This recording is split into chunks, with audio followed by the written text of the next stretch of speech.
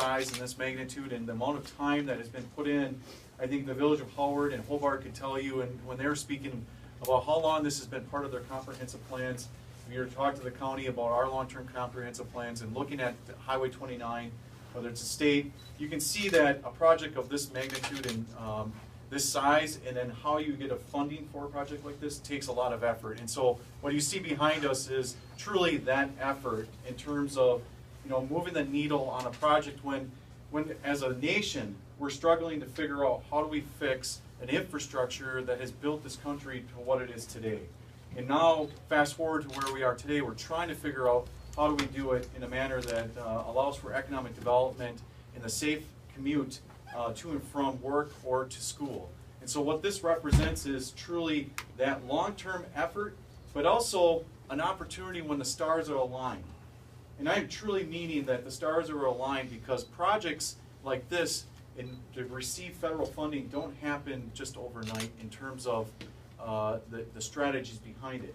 Northeast Wisconsin DOT was working on the interchange, had the project, had a lot of the design work ready to go, so it was technically a shovel-ready project.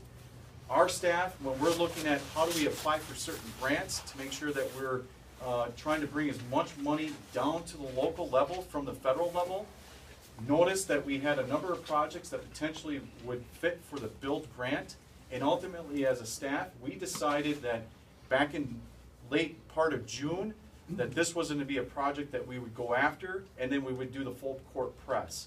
And right behind me is what you see as far as a Fullcourt press.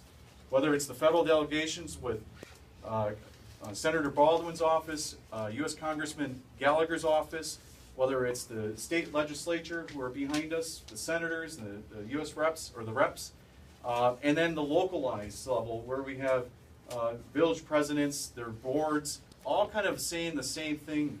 We need to address this interchange, not only because of the safety issues, but also the economic opportunities that are being missed. And to kind of highlight that economic opportunity that is missed or lost opportunity is the reading connections. It's a small business right here. We know our economy is made up of 80% of small businesses. And they moved from the Green Bay area into Hobart because this is where they wanted to see their business land. I, by chance, learned about their business at a meeting that I attended last year, and I felt, boy, that could be a really great opportunity for my daughter to change her ability to learn and read. And we decided to bring our daughter out here, even though we live in Alloway. And it's been transformational for my daughter, but at the same time, we talked about the challenges of getting out here and having to use that J-turn, whether it was at late in the evening or trying to manage that crossing. So at a local or even at a personal level, I recognized it. At the same time, you have businesses in here